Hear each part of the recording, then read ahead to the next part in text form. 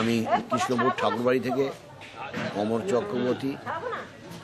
এটা হচ্ছে কি আজ থেকে প্রায় 507 বছর ধরে এই কৃষ্ণপুর ঠাকুরবাড়ির মেলা হয়ে আসছে। শ্রীমৎ রঘুনাথ দাস গোস্বামী তিনি ছিলেন শ্রীমন মহাপ্রভুর 6 গোস্বামীর 1 গোস্বামী রঘুনাথ দাস গোস্বামী। উনি কায়স্থ বংশের সন্তান ছিলেন। ওনার বাবার নাম ছিল গোবর্ধন মজুমদার, আর জ্যাঠামশাইয়ের নাম ছিল হিরণময় মজুমদার। তখনকার দিনেতে বৎসরেতে 12 লক্ষ টাকা রাজস্ব দিতেন দিল্লির দরবারে, এত বড় রাজা ছিলেন। সেই বংশের ছেলে ছিলেন রঘুনাথ দাস গোস্বামী, কিন্তু সমস্ত কিছু বিষয় আশায় সম্পত্তি, এমনকি সুন্দরী ওনার স্ত্রীকেও ত্যাগ করে দিয়ে উনি সন্ন্যাস ধর্ম গ্রহণ করেছিলেন শ্রীমান মহাপ্রভুর কাছে। এত বড় ভক্তি, এত বড় ওনার এই ছিল, যে কারণে ওনাকে মহাপ্রভু নাম দিয়েছিলেন রঘুনাথ মজুমদার নয়, রঘুনাথ দাস গোস্বামী উপাধি পেয়েছিলেন। তা যে 507 বছর ধরে এই কৃষ্ণপুর ঠাকুরবাড়িতে রঘুনাথ দাস গোস্বামীর উত্তরায়ণ মেলা হয়ে আসছে। প্রচলিত আছে আজ থেকে 507 বছর আগেতে, যখন শ্রীমৎ রঘুনাথ দাস গোস্বামী নিজের বাস ভবন অর্থাৎ এই কৃষ্ণপুর ঠাকুরবাড়িতে ফিরে এলেন, তার সঙ্গে যেসব পার্ষদগণ এসেছিলেন, বহু সম্প্রদায়, বহু নাম কীর্তন এই এলাকার লোক হরিনামের মাতোয়ারা হয়ে গেছিলেন।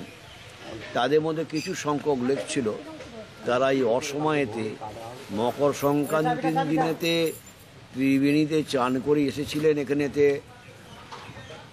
রঘুনাথ দাস গোস্বামী শ্রীপাঠের বিগ্রহ দেখতে, যে রাধা গোবিন্দ বিগ্রহ নিত্যানন্দ মহাপ্রভু সেটা প্রতিষ্ঠা করে গিয়েছিলেন।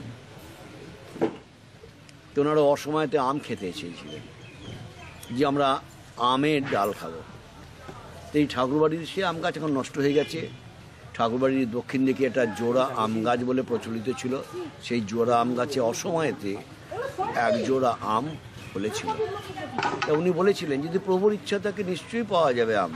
পৌষ মাঘ মাসে কোনো ব্যাপার নেই, প্রভুর ইচ্ছা হলে সব পাওয়া যাবে। তাই যাই হোক 1 জোড়া আম পাওয়া গিয়েছিল। ওনাদের ইচ্ছাই ছিল ইলিশ মাছ খাবো। যাই সামনে সরস্বতী নদী আছে, তো নদীতে মাছ ধরে 2টো ইলিশ মাছ নিয়ে এসে, ঠাকুরবাড়ির মধ্যে তোর মাছের কোনো ব্যবস্থা নেই, ঠাকুরবাড়ির উত্তর দিকে একটা মাঠ মানে বাগান মতন ছিল, ওই বাগানের মধ্যেই মাছ রান্না করে সবাই খেয়েছিল এবং খুব হই হুল্লোড় করে দিন যাপন করেছিলেন। সেই মেলা বসে গিয়েছিল, সেই মেলাটাকে স্মরণ করে, ওই যে উনি এসেছিলেন ওই দিনটাকে স্মরণ করেই ওনার এই উত্তরায়ণ মেলা। উনি যে আবার এসেছিলেন উত্তরায়ণ মেলা, আর ওই যে বাজারের মধ্যে মাছ বিক্রি হয়েছিল, মাছ বিক্রি হয়নি, মাছ রান্না করে খাওয়া দাওয়া হয়েছিল, সেই থেকে মাছের মেলা নামে প্রচলিত হয়েছিল।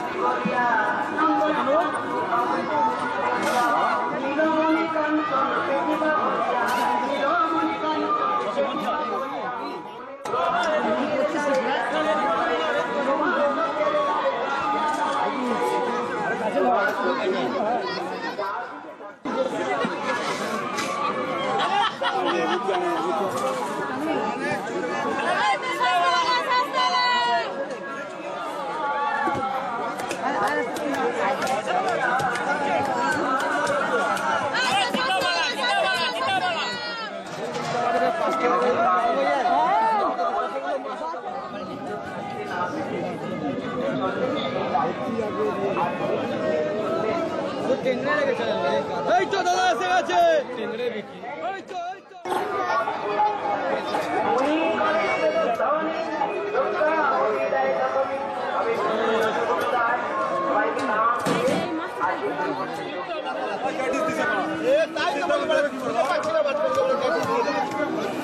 না বলছি